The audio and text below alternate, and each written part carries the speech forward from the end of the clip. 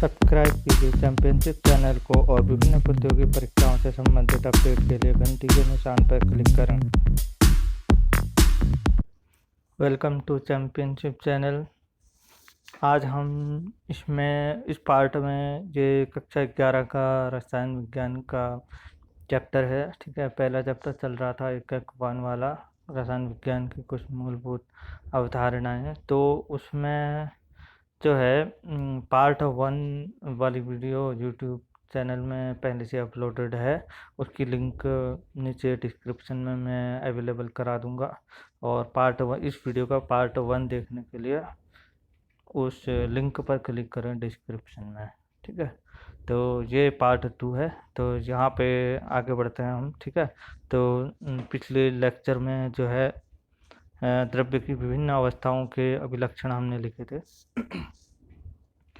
तो यहाँ पे ये 3 अभिलक्षणों की बात हो गई थी। तो यहाँ से आज हमको आगे बढ़ना है। ठीक है, तो अब यहाँ पे क्या लिखा है, ताप और दाब की परिस्थितियों के परिवर्तन द्वारा द्रव्य की इन 3 अवस्थाओं को एक दूसरे में परिवर्तित किया जा सकता है। ठीक है, ताप और दाब की परिस्थितियों में परिवर्तन करने, यानी कि ताप और दाब पर निर्भर है। ठीक है, जो परिवर्तन है वो ताप और दाब पर निर्भर है। यहाँ पे जैसे कि कोई ठोस होगा, जैसे कि बर्फ़ है। ठीक है, आइस क्यूब है, बर्फ़ का टुकड़ा है। तो उसको जो है अगर गर्म किया जाए तो वो पानी में कन्वर्ट हो जाएगा, है ना। तो इसके अलावा अगर इसको बॉईल किया जाए पानी को, तो ये वाष्प में कन्वर्ट हो जाएगा। ठीक है, तो अब इसको देख लेते हैं। इसका एक मैप फ्लो चार्ट टाइप का यहाँ पे बना हुआ है। तो यहाँ पे लिखा हुआ है, बना हुआ भी है। तो इसमें सबसे पहले यहाँ पे है ठोस। ठोस को हमने क्या किया, गर्म किया। गर्म करने के बाद ये द्रव में चेंज हो गया। फिर से द्रव को गर्म किया, उसके बाद ये गैस में चेंज हो गया। और ये जो प्रक्रिया है ये पूरी तरीके से उत्क्रमणीय भी है, यानी कि रिवर्सिबल, यानी कि ये एक स्टेप से दूसरे स्टेप में जा रही है, लेकिन रिवर्स बैक भी हो सकती है, वापस भी हो सकती है। जैसे कि गैस को अगर ठंडा करेंगे तो द्रव में कन्वर्ट हो जाएगा। इसी तरीके से द्रव को अगर ठंडा करेंगे, पानी को जमा देने पर क्या बर्फ़ बन जाती है, ठोस हो जाता है। यानी कि ठंडा कूलिंग की प्रोसेस ऐसे हो रही है और हीटिंग की प्रोसेस इस तरीके से हो रही है। तो आगे बढ़ता है। तो अब यहाँ पे सामान्यतः किसी ठोस को गर्म करने पर वह द्रव अवस्था में परिवर्तित हो जाता है, और द्रव को गर्म करने में वह गैस या वाष्प में परिवर्तित हो जाता है। ठीक है, तो इसके विपरीत प्रक्रिया में गैस को ठंडा करने पर द्रवित होकर द्रव में परिवर्तित हो जाती है, और अधिक ठंडा करने पर यह ठोस में परिवर्तित हो जाता है। ठीक है, इस फ्लो चार्ट को अपनी कॉपी में ज़रूर बना लीजिएगा। ठीक है, तो ये सही है, इम्पोर्टेंट भी है। तो अब आगे बढ़ते हैं। द्रव्य का वर्गीकरण हेडिंग डाल दीजिए कॉपी में। ठीक है, तो यहाँ पे इनका विभाजन देखेंगे हम। विभाजन क्या है, द्रव्य है। ठीक है, द्रव्य की यहाँ पे हम क्या टॉपिक लेके बैठे हैं, द्रव्य का वर्गीकरण। ठीक है, तो द्रव्य का वर्गीकरण हम यहाँ पे देखते हैं कि क्या है द्रव्य के वर्गीकरण में। और जैसा कि पिछले लेक्चर में बताया था कि द्रव्य की परिभाषा क्या है। ठीक है, जो स्थान घेरती हैं, जिनका द्रव्यमान होता है, जिनमें द्रव्यमान होता है। ठीक है, तो इस तरीके से मैंने कल एक्सप्लेन किया था, तो पिछले वीडियो में जाकर देख सकते हैं, लिंक डिस्क्रिप्शन में अवेलेबल है। ठीक है, तो द्रव्य के यहाँ पे 2 प्रकार से वर्गीकृत किया गया है। द्रव्य एक मिश्रण होते हैं, दूसरे शुद्ध शुद्ध पदार्थ होते हैं। तो इसमें मिश्रण जो है वो 2 प्रकार के होता है, एक समांगी मिश्रण होता है, एक विषमांगी मिश्रण होता है। दूसरा शुद्ध पदार्थ भी 2 प्रकार के होता है, एक तत्व होता है, एक यौगिक होता है। ठीक है, तो इन सब चीज़ों के बारे में हम यहाँ पे अलग अलग पढ़ेंगे। ठीक है, तो सबसे पहले हम मिश्रण की बात करते हैं यहाँ पे कि मिश्रण क्या होता है। ठीक है, तो अब यहाँ पे जो है पदार्थ की भी बात कर लेते हैं। मिश्रण और शुद्ध पदार्थ दोनों चीज़ों को हम पहले इसमें देख लेते हैं। ठीक है, उसके बाद इनके प्रकारों की बात करेंगे। ठीक है, जब किसी पदार्थ के सभी संघटक कण रासायनिक रूप से समान होते हैं तो इसे शुद्ध पदार्थ कहते हैं। ठीक है, संघटक कण रासायनिक रूप से समान होते हैं, इसका क्या मतलब है? इसका मतलब है जैसे अगर H2O अगर हम लेते हैं पानी, ठीक है, पानी हम कितना ही शुद्ध ले लें, जैसे जिसको हम शुद्ध बोलते हैं, शुद्ध लेंगे तो ये पानी का जैसे फार्मूला है, इस फार्मूले में जो है हाइड्रोजन भी है और ऑक्सीजन भी है, यानी कि यह एक तरीके से मिश्रण है परमाणुओं का, इसको हम शुद्ध नहीं मान सकते। ठीक है, लेकिन ऑक्सीजन की अगर हम बात करें तो O2 इसका फार्मूला है, एक ही प्रकार के परमाणुओं से मिलकर बना हुआ है, या जैसे ओजोन ले लेते हैं, O3 इसका फार्मूला है ना। तो एक ही प्रकार के परमाणुओं का मिश्रण है तब ये अणु बनाता है। ठीक है, तो ये अणु है, तो इसको हम बोलेंगे शुद्ध है। ठीक है, इसको प्योर बोलेंगे, इस तरीके से रासायनिक रूप से हम ये बोल सकते हैं इसमें। ठीक है, तो अब इसको देखते हैं ज़रा। जब किसी पदार्थ के सभी संघटक कण, अब तो पहले हेडिंग भी लिख लीजिएगा आप लोग कॉपी में, शुद्ध पदार्थ। ठीक है, शुद्ध पदार्थ की डेफिनेशन यहाँ पे हमें मिल गई। जब किसी पदार्थ के सभी संघटक कण रासायनिक रूप से समान होते हैं तो इसे शुद्ध पदार्थ कहते हैं। ठीक है, और मिश्रण में विभिन्न प्रकार के कण होते हैं। ठीक है, ये अगली बात हो गई। ठीक है, अब और शुद्ध पदार्थ जो है जिनसे मिश्रण बनता है। ठीक है, जैसे दो शुद्ध पदार्थ हम मिला दे रहे हैं, है ना, मान लो ये है आपका ऑक्सीजन है। ठीक है, या यहाँ कुछ ऐसा तत्व हमने पदार्थ रख दिया, उन दोनों को ऐड कर देंगे तो इसका संगठन अलग होगा, रासायनिक संगठन, इसका रासायनिक संगठन अलग होगा। अब इन दोनों को हम मिक्स कर दे रहे हैं तो ये एक मिश्रण बन जाएगा, यानी कि शुद्ध पदार्थों को के मेल से मिश्रण का निर्माण होता है। ठीक है, तो शुद्ध पदार्थ कहते हैं मिश्रण में ये शुद्ध पदार्थ है जिनसे मिश्रण बनता है, मिश्रण के घटक कहलाते हैं। ठीक है, यानी कि ये जो अभी मैंने दो पदार्थ की बात करी, इनको अगर मिला के कोई मिश्रण बन रहा है तो एक मिश्रण के, ये तो पूरा मिश्रण हो गया, अब एक मिश्रण दो चीज़ों से मिलकर बन रहा है तो इसका मतलब ये दो इसके क्या है, मिश्रण के घटक। ठीक है, ये दो मिश्रण के घटक हैं।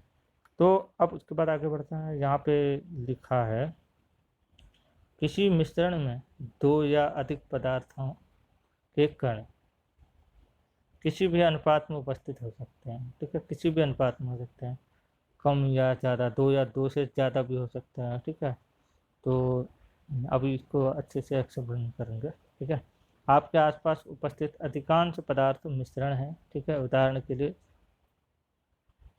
जल में चीनी का विलयन, ये भी एक मिश्रण है ना। चीनी का फार्मूला अलग होता है, चीनी का फार्मूला क्या होता है, सुक्रोज बोलते हैं चीनी को, C12H22O11। ठीक है, ये चीनी नॉर्मल शुगर का फार्मूला है। ठीक है, तो अब जो है जल में चीनी का विलयन, ये चीनी है और ये जल है, इसको हम इसमें मिला दे रहे हैं, तो अब इन दोनों को मिला दे रहे हैं तो एक संगठन, यहाँ पे एक घटक ये है, दूसरा घटक ये है, इन दोनों को हम मिला दे रहे हैं तो एक मिश्रण बन जा रहा है हमारा यहाँ पे, है ना। अब इन दोनों को मिलाने पर क्या हो रहा है, मिश्रण बन जा रहा है। तो इस केस में हम यहाँ पे को क्या बोलेंगे, मिश्रण बोलेंगे, ना कि क्या पदार्थ तो हम बोल सकते हैं किसी भी चीज़ को, लेकिन शुद्ध पदार्थ भी नहीं बोल सकते हैं इस केस में, क्योंकि यहाँ पे तीनों जो केमिकल कंपोजिशन है उसमें कार्बन भी है, हाइड्रोजन भी है और ऑक्सीजन भी है। ठीक है, तो अब यहाँ पे जो है देखते हैं आगे। उदाहरण के लिए जल में चीनी का विलयन, हवा भी मिश्रण होती है ना, चाय भी मिक्सचर हो गया, आदि सभी मिश्रण होते हैं। ठीक है, अब मिश्रण भी आ गया, इसमें मिश्रण के प्रकार की बात करते हैं अब। ठीक है, मिश्रण यहाँ पे दो प्रकार के हैं, अभी पर देख लिया था, दो प्रकार के मिश्रण थे, एक है समांगी और दूसरा है विषमांगी। ठीक है, तो अब यहाँ पे सबसे पहले एक काम करेंगे, आप लोग जो है मिश्रण की डेफिनेशन लिख लीजिए। ठीक है, तो दो या दो से अधिक पदार्थों का किसी भी अनुपात में मिलाने पर, ठीक है, पदार्थों को किसी भी अनुपात में मिलाने पर मिश्रण बनता है। ठीक है, ये मिश्रण की डेफिनेशन हो गई। उसके बाद जो है मिश्रण के प्रकार हेडिंग डाल लेंगे और उसमें लिखेंगे ये दो प्रकार के होते हैं।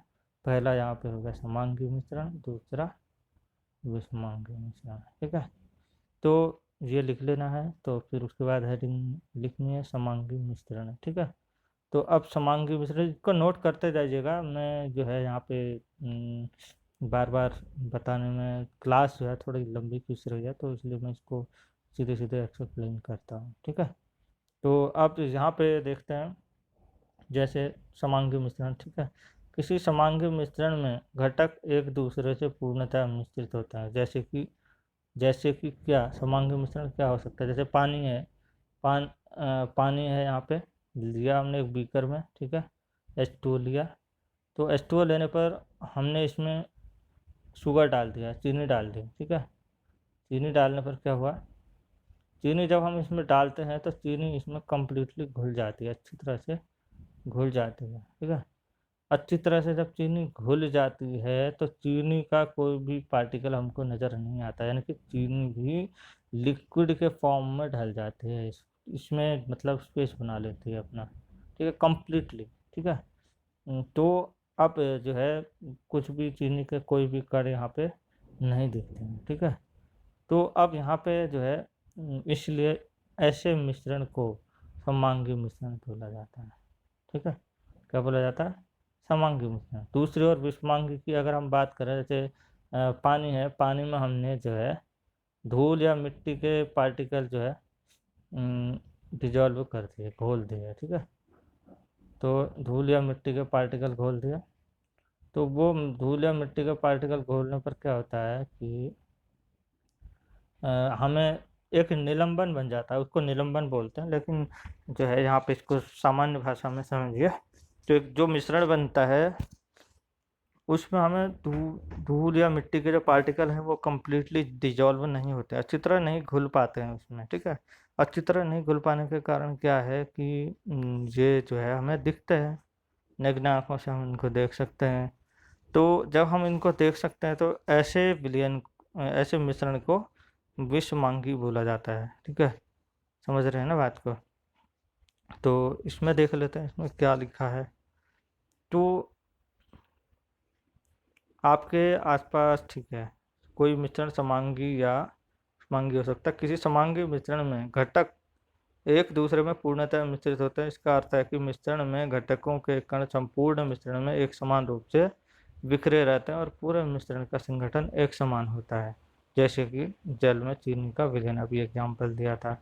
इस तरीके से हवा भी समांगी मिश्रण है। ठीक है, इसमें भी कई पार्टिकल घुले रहते हैं, लेकिन हमें दिखता नहीं है कुछ भी इसमें। ठीक है, अलग अलग। और इसके विपरीत विषमांगी मिश्रण का संगठन पूरे मिश्रण में एक समान नहीं होता, एक समान नहीं होता है ना। यानी कि कभी कभी तो विभिन्न घटकों को अलग अलग देखा जा सकता है ना, देखा जा सकता है, जैसा कि अभी बताया था मैंने। जैसे कि हम जो है उदाहरण के लिए चीनी और नमक, है ना, चीनी और नमक को मिला देंगे तो हमें चीनी अलग नज़र आएगी, नमक अलग नज़र आएंगे। उसी तरीके से दालों के दाने और गंदगी की अगर हम बात करें तो हमको छोटे छोटे कंकड़ उसमें दिखाई देते हैं, वो डायरेक्ट हम अपनी आंखों से देख सकते हैं। ठीक है, तो आगे बढ़ते हैं यहाँ पे। तो छोटे छोटे कंकड़ के कणों के मिश्रण विषमांगी मिश्रण है। ठीक है, तो आप दैनिक जीवन में प्रयुक्त ऐसे मिश्रणों के कई उदाहरणों के बारे में सोच सकते हैं। तो अब हम आगे बढ़ते हैं यहाँ पे। आगे क्या है,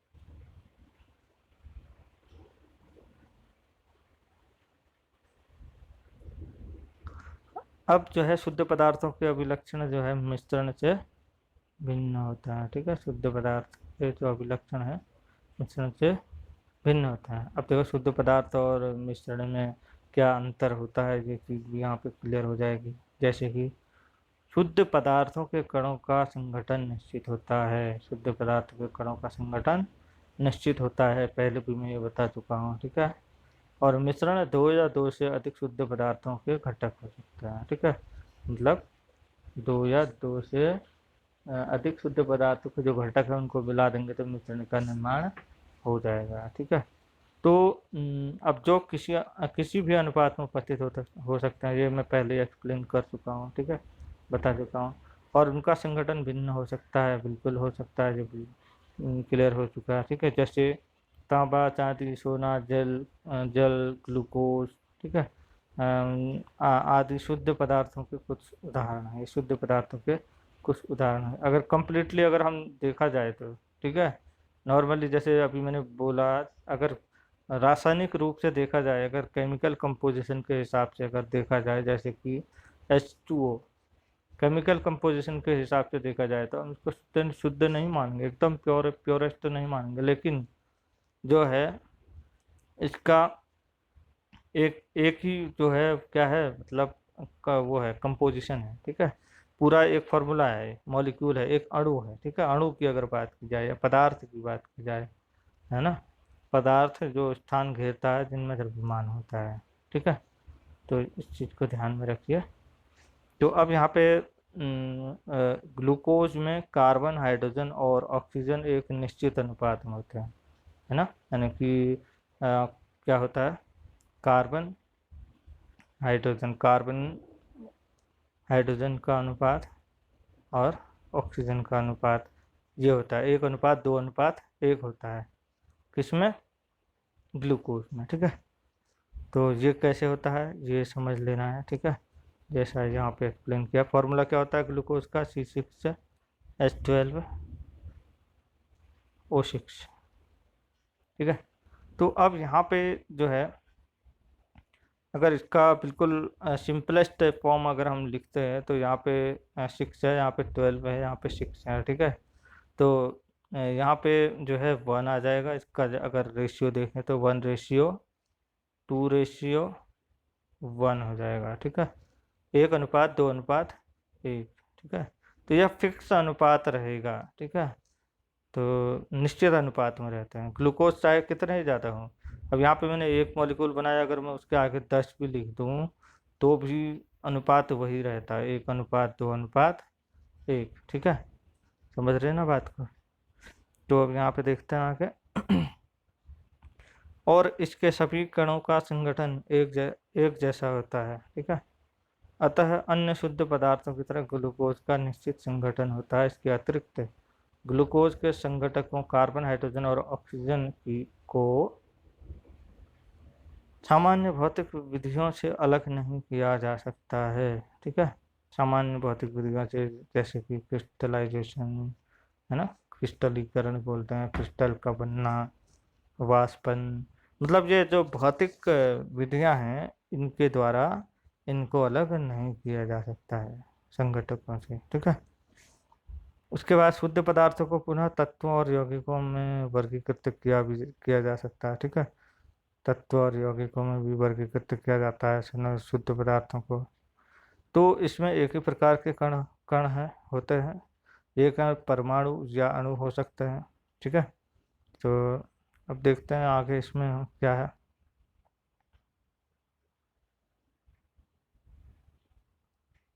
अब देखिए, सोडियम, हाइड्रोजन, ऑक्सीजन, तांबा, चांदी आदि तत्वों के कुछ उदाहरण हैं। इन सब में एक ही प्रकार के परमाणु होते हैं, परंतु विभिन्न तत्वों के परमाणु एक दूसरे से भिन्न होते हैं। ठीक है, मतलब ऐसे क्या होता है, इसका मतलब क्या होगा, इन सब में एक ही प्रकार के परमाणु होते हैं, है ना, यानी कि जैसे हाइड्रोजन है तो हाइड्रोजन ही तो होगा, उसमें कोई ऑक्सीजन थोड़ी होगा, है ना, तो एक ही प्रकार के हैं। ठीक है, तो सोडियम अथवा तांबे जैसे कुछ तत्वों में एकल परमाणु घटक कणों के रूप में उपस्थित होते हैं। ठीक है, मतलब सिर्फ एक ही होता है सोडियम, अपना एक सिंपलेस्ट फॉर्म, जैसे सोडियम के तौर पे धातु है ना। तो अब गैस गैस की बात करते हैं यहाँ पे, जैसे हाइड्रोजन की बात करें तो ये मॉलिक्यूल के रूप में इस तरीके से रहेगा, मतलब जॉइंटेड फॉर्म में रहेगा इस तरीके से। ठीक है, तो यहाँ पे क्या है,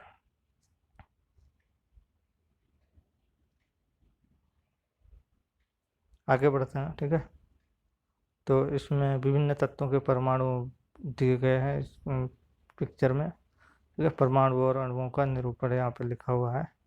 तो निरूपण किया गया है, 2 हाइड्रोजन को जोड़ा हुआ है, क्या है, हाइड्रोजन अणु बनाया गया है, ठीक है, H2, ठीक है, O2 एंड 2 ऑक्सीजन को मिला करके, ठीक है। तो बाकी विभिन्न तत्वों के परमाणु जो बनाए, हाइड्रोजन हो गया, ऑक्सीजन हो गया, नाइट्रोजन हो गया, कॉपर हो गया, सोडियम हो गया, ठीक है। तो अब हम आगे बढ़ते हैं। जब भिन्न तत्वों के 2 या 2 से अधिक परमाणु एक निश्चित अनुपात में संयोजित होते हैं तब यौगिक का एक अणु प्राप्त होता है, ठीक है। मतलब यहाँ पे यौगिक की डेफिनेशन हमको मिल गई, है ना। मतलब जब 2 भिन्न तत्वों के 2 या 2 से अधिक परमाणु, ठीक है, एक निश्चित अनुपात में संयोजित होते हैं, है ना, तो बनने वाला जो अणु है वो यौगिक होता है, ठीक है। यहाँ पे यौगिक मिल गया हमको। अब किसी यौगिक के घटकों को भौतिक विधियों द्वारा सरल पदार्थों में पृथक नहीं किया जा सकता, ठीक है, भौतिक विधियों के द्वारा। और सिंपलेस्ट फॉर्म में जैसे H2O है या ये कार्बन डाइऑक्साइड है ना, तो अलग अलग घटकों को अलग अलग भौतिक विधियों द्वारा इनको अलग नहीं किया जा सकता है, ठीक है। हाँ, इनको पृथक करने के लिए, उन्हें पृथक करने के लिए रासायनिक विधियों का प्रयोग करना पड़ता है, ठीक है। भौतिक विधियों द्वारा इनको पृथक नहीं किया जा सकता। अब देखिए, जल, अमोनिया, कार्बन डाइऑक्साइड, चीनी आदि यौगिकों के कुछ उदाहरण, ठीक है। जल और कार्बन डाइऑक्साइड के अणुओं का चित्र यहाँ पे बनाया, जल हो गया, कार्बन डाइऑक्साइड हो गया, ठीक। अब आगे बढ़ते हैं। तो यहाँ पे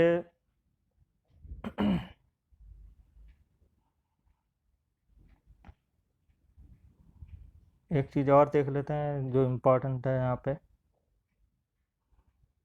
इस पैराग्राफ में देखते हैं, ठीक है। तो हमने यहाँ ऊपर अभी फिगर देखा, ठीक है, उसमें जल के एक अणु में 2 हाइड्रोजन परमाणु और एक ऑक्सीजन परमाणु उपस्थित था, ठीक है। इसी प्रकार कार्बन डाइऑक्साइड के अणु में ऑक्सीजन के 2 परमाणु, ठीक है, और कार्बन का 1 परमाणु संयोजित था, ठीक।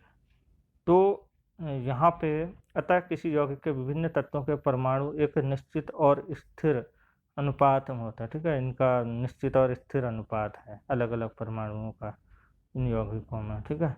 जैसे अभी मैंने बताया ग्लूकोज में इतना है अनुपात, है ना, या और H2 में देखा जाए तो 2:1 होता है, यानी 2 हाइड्रोजन होता है और 1 ऑक्सीजन होता है, ठीक है। तो ये फिक्स रहता है, चाहे H2 मॉलिक्यूल की संख्या 10 भी होगी तब भी वही अनुपात रहेगा, ठीक। तो यह अनुपात किसी यौगिक का अभिलाक्षणिक गुण होता है, ठीक है। इसके साथ ही किसी यौगिक के गुणधर्म उसके घटक तत्वों के गुणधर्म से अलग होते हैं, ठीक है। जो यौगिक का जो गुणधर्म है वो जिन घटकों से मिलकर बना होता है उन घटकों से यौगिक का गुणधर्म अलग होता है, ठीक है, उनके जैसा गुणधर्म नहीं होता है, ठीक। अब उदाहरण के लिए एग्जाम्पल देख लेते हैं इसमें। तो जैसे हाइड्रोजन और ऑक्सीजन गैसें हैं, ठीक है, परंतु उनके संयोजन से जो यौगिक बनता है वो क्या है, द्रव है। समझ रहे हैं ना बात को। तो ये चीज़ें हैं। उस तरीके से यह भी जानना रोचक होगा कि हाइड्रोजन एक तेज ध्वनि के साथ चलती है, मतलब पॉप टाइप के साउंड आते हैं, ठीक है।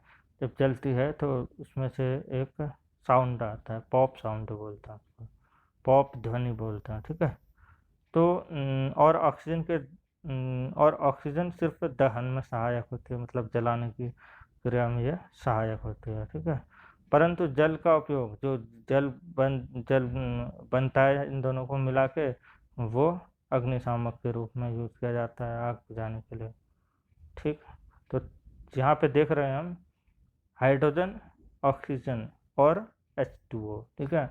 तो तीनों का जो है फंक्शन और बिल्कुल उनके तीनों के गुणधर्म एक दूसरे से कहीं मेल नहीं खाते हैं, बिल्कुल अलग गुणधर्म है।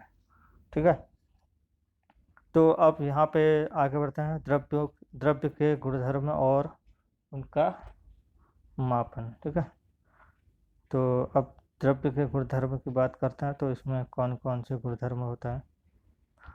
द्रव्य के दो गुणधर्म होते हैं।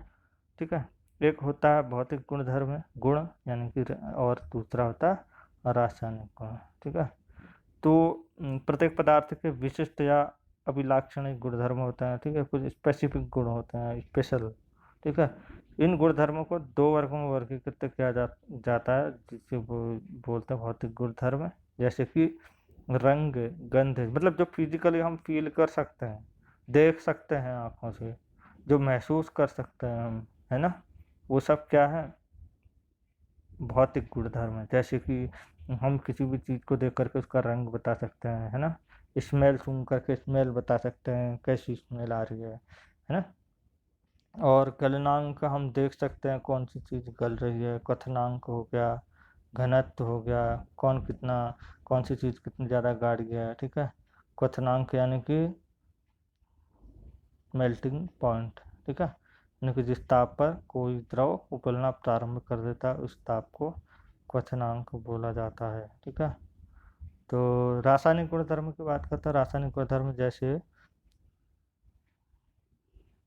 संघटन, ज्वलनशीलता, ठीक है, अम्ल क्षार इत्यादि के साथ अभिक्रियाशीलता, रिएक्शन से रिलेटेड है। ठीक है, जलना भी तो एक रासायनिक प्रक्रिया है, यानी कि ऑक्सीजन की उपस्थिति में जलता है। ठीक है, तो सीधा सीधा हम कह सकते हैं कि हम उसको डायरेक्ट ये नहीं देख सकते कि ऑक्सीजन मतलब जलाने का काम कर रहा है, या हमें दिखता नहीं है, हमें सिर्फ जो चीज़ जल रही है वो दिखती है ना, उसको हम क्लियरली नहीं देख सकते। तो अब यहाँ पे ये हो गए रासायनिक गुणधर्म। ठीक है, आगे बढ़ते हैं।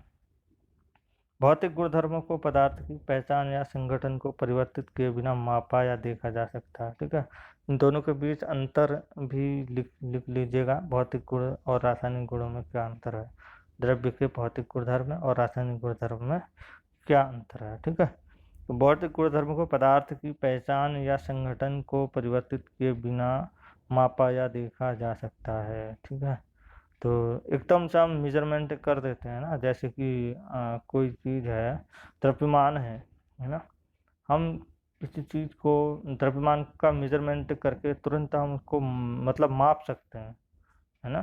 रंग अगर होता है तो उसको हम देख सकते हैं, देखा जा सकता है। ठीक है, यहाँ पे लिखा हुआ है।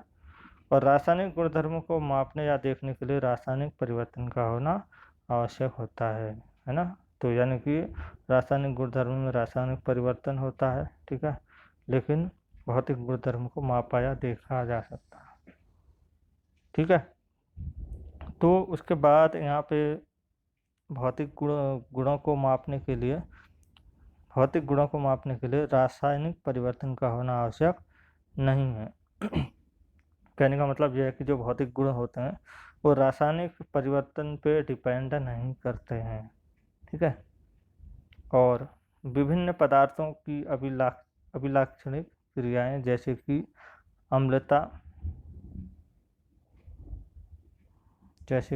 अम्लता क्षारता, दाह्यता, है ना, मतलब जलनशीलता, जिस चीज़ को जलाना है, जलाने की प्रकृति।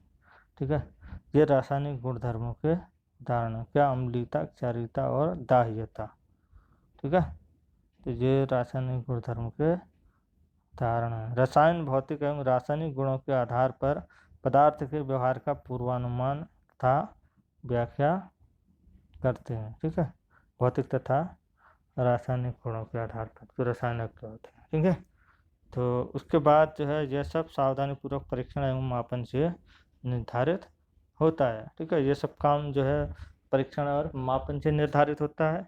और इनको भी मापने के लिए ज़रूरत पड़ती है हमें कई चीज़ों की, इनको समझने की। ठीक है, तो इसमें क्या है, भौतिक गुण धर्मों का मापन की बात करेंगे। ठीक है, अगला क्या है, भौतिक गुण धर्मों का मापन, कैसे हम जो है भौतिक गुण धर्मों का मापन कर सकते हैं। ठीक है, तो यहाँ पे वैज्ञानिक अन्वेषण के लिए परिमाणात्मक मापन आवश्यक होता है। ठीक है।